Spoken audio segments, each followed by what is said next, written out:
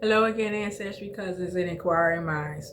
Okay, I'm going to start this with the reading of Campaigns of the Civil War, the Shenandoah Valley in 1864 by G.E. Pond, and it was written in 1884. This is a free Google book.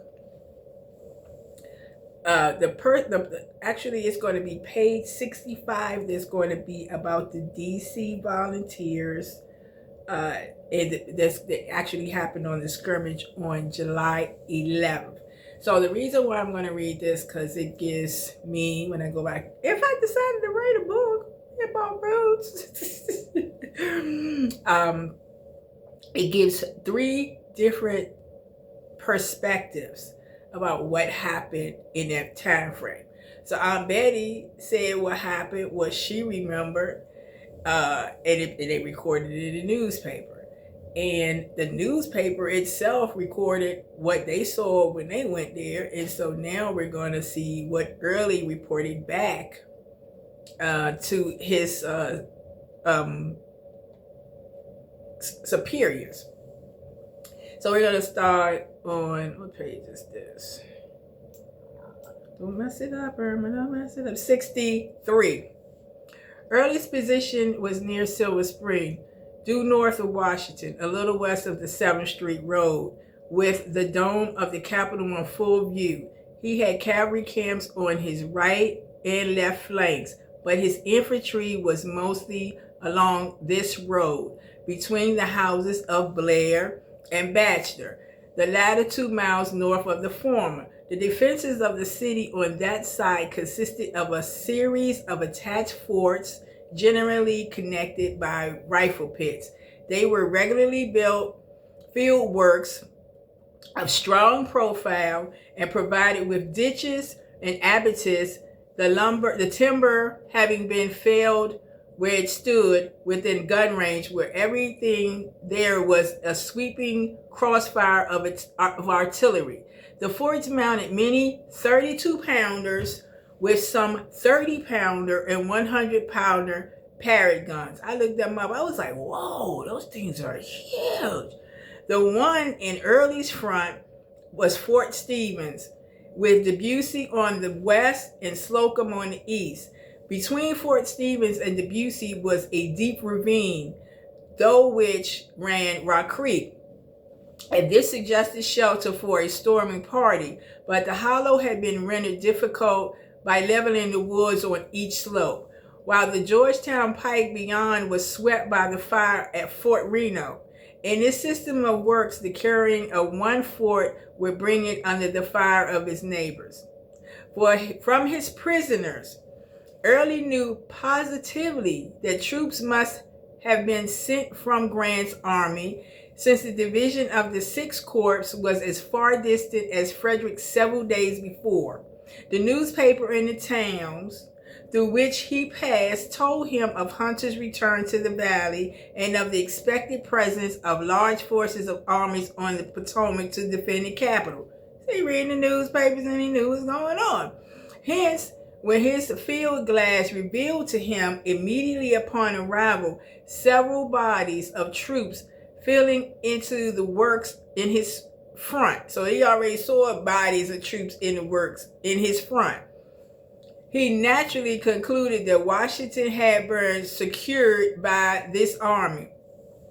General C.C. Augur, commanding the Department of Washington, was collecting heavy artillery, 100-day men, convalescents, invalid corps, Marines, and sailors from the Navy Yard, militia, quartermaster's clerks, and other employees who had been placed them in and around the forts, with General A. McCook in command.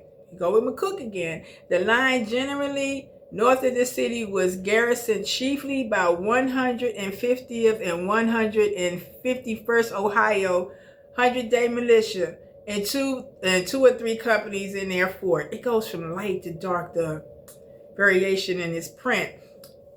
And by attachments of volunteer heavy artillery, and Hardin's division of the 23rd Corps, those two brigades, Warner's and Haskins, held the whole line from the Potomac to the Eastern Branch. Warner was reinforced during the 10th by 5 regiments of veterans. The 7th under Lieutenant Colonel Thomas and Giles Brigade. The cavalry consisted of the 2nd Massachusetts, Colonel Laurel, the 6th Pennsylvania, Major Fry, and some smaller detachments.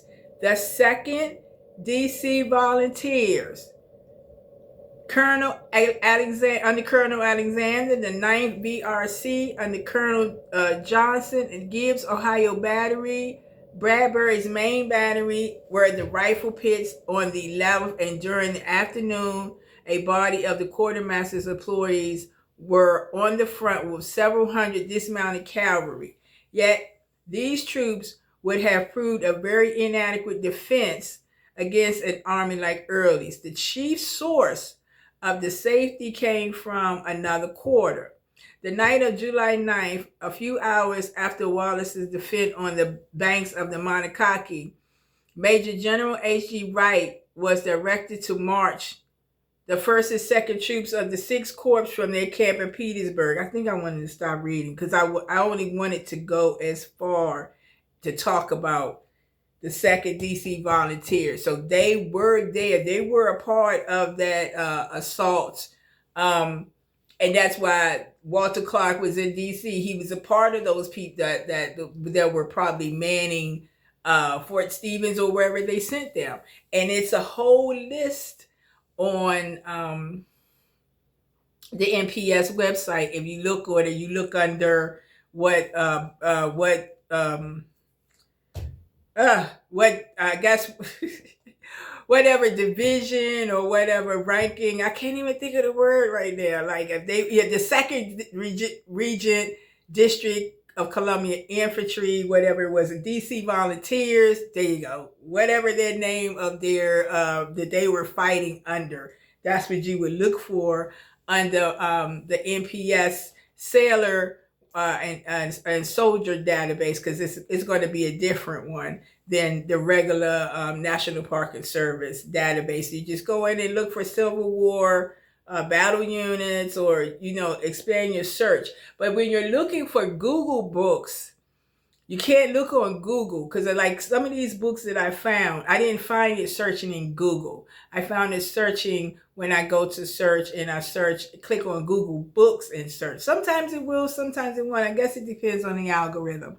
So, so to go back to my grandfather, Lloyd Randolph Johnson. So when he had this conflict with this Walter Clark, who was of the 2nd District Volunteer, and he had been, I followed him through the newspapers, Walter Clark, and I saw that there had been a few times that a Walter Clark, I can't say him because it didn't have an initial, was arrested and returned to the military for being drunk and disorderly. But along with that, I recorded like who else was with him, because most of the time people don't go somewhere by themselves and get drunk. They always have a partner, somebody they can watch their back.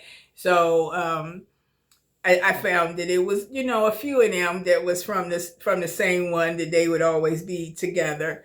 And so that it just puts you into mind that, what was going on in the city. So these people are stressed out. So they need some relief, and they go into the city.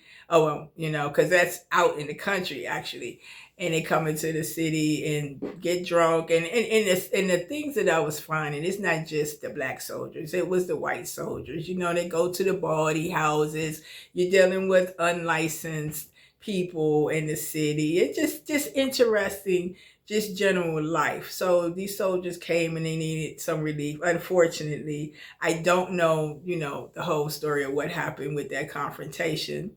I don't believe in violence. So I think that that's going to be the end of this series. And so what I got from that is Vinegar Hill. We had a free black person whose land was confiscated. But then I followed them and found out that her relatives were there at least 100 years on that same land. They just developed around them. I didn't trace their line all the way to the present, which I probably could if I started going through a lot of obituaries, but it's not my people. But I did create a tree and put that information in there. So if someone was to find it, they have a wealth of information that I've already done the research for these people, because the ones that I was finding that came up, they didn't have that information. So the deeper you look through newspapers, using Google Books, searching for your family, I use Internet Archives, go in there and search for a name, or area. You would be surprised how your family may just come up in a regular book. And I didn't read anything about Elizabeth Thomas from this book, which I read about it and I forgot about it. And the book came yesterday, and I was like, oh, I'm going to, you know what? I could right now, but I'm not going to, because I was the end of that one. So this book right here, Lost Farms and Estates of Washington, D.C., it did have about Elizabeth Thomas, another woman named Elizabeth, but I didn't read it yet because I just went in and looked for her because she's in that book, but it's like Lost Farms and Estates. And that happened in Brightwood, you know. So thank you for watching. This video is going to be short. Thank you for watching. Enjoy the rest of your day.